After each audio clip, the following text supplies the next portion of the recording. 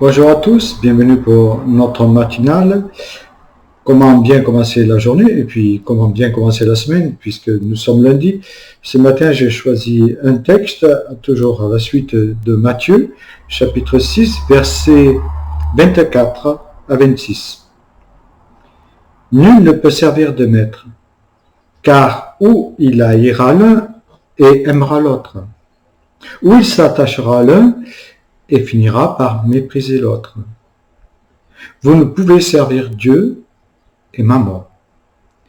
C'est pourquoi je vous le dis, ne soyez point un souci pour votre vie de ce que vous mangerez ou de ce que vous boirez, ni pour votre corps, du vêtement que vous lui donnerez. Non, ne soyez pas un souci. La vie n'est-elle pas plus que la nourriture? Et le corps n'est-il pas plus que le vêtement? Regardez les oiseaux du ciel. Ils ne sèment et ne moissonnent pas. Ils n'amassent rien dans les greniers. Et votre Père céleste les nourrit.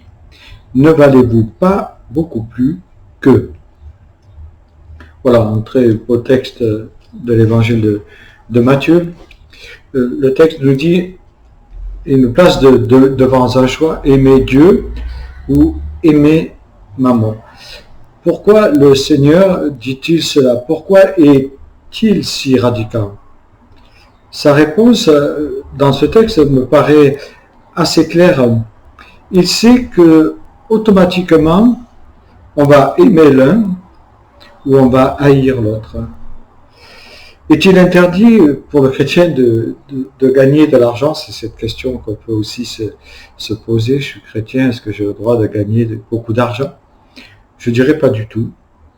Mais le danger est justement d'être gagné par cet argent qui peut nous aveugler, qui peut nous rendre même esclaves.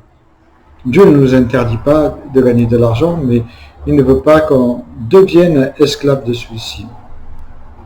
Paul dira à Timothée, justement cette parole très, très forte, il dira que l'amour de l'argent est la guerre de tous les maux.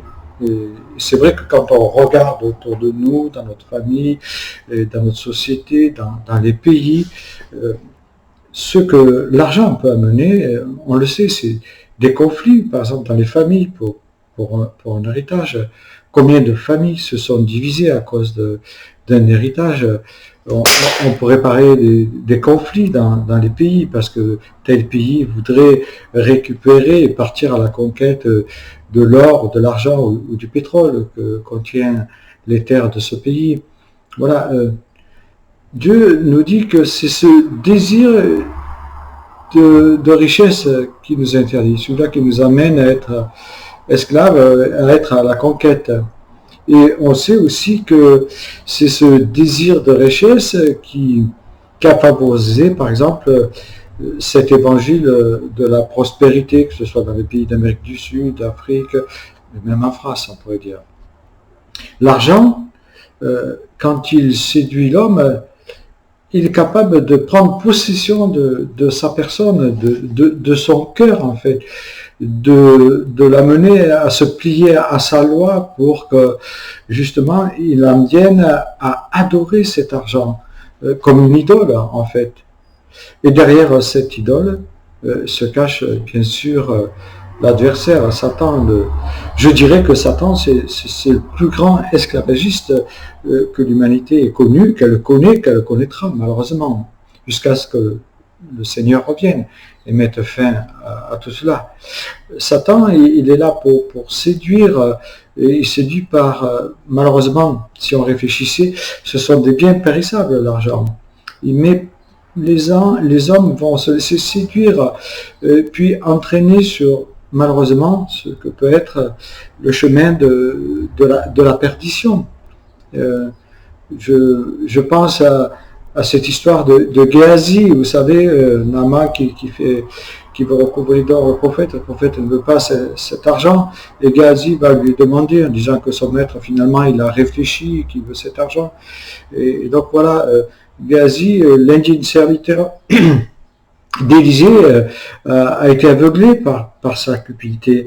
Et nous-mêmes, nous pouvons être aveuglés. Nous retrouvons cette histoire dans le deuxième livre de Rois, au chapitre 5. Oui, celui qui aime l'argent, l'Ecclésiaste dit, celui qui aime l'argent n'est pas rassasié par l'argent. Et celui qui aime les richesses ne l'est pas par le revenu de ses richesses. Ecclésiaste 5, 10. Cette course à la consommation, et je dirais plutôt la surconsommation, elle nous pousse, comme disait un certain président, à travailler plus pour gagner plus. Mais au final, je dirais que l'être humain est plutôt perdant dans tout cela, de vouloir toujours gagner plus. Parce que si on compte bien, je ne sais pas si on y gagne. On y gagne, et je parle en confort de vie. Le confort de vie, pour moi, n'a pas de prix. C'est le temps qu'on peut passer avec son épouse, le temps qu'on peut passer avec ses enfants, ou petits-enfants. Ça vaut tout l'or du monde, le temps familial qu'on peut accorder, parce que nous savons qu'aujourd'hui nos enfants sont là, demain ils ne seront plus là, donc, et nous ne sommes que de passage, donc ce serait dommage de se priver de cela pour de l'argent. Le danger serait de croire que l'argent peut nous apporter une certaine sécurité. Quelque part, c'est vrai, mais c'est pas la sécurité avec un grand S et la sérénité, encore moins. C'est le contraire plutôt, parce que quelqu'un qui a beaucoup d'argent, il dort pas très bien, ou il dort avec son fusil parce qu'il a peur qu'on l'agresse, qu'on le vole, ou je ne sais quoi.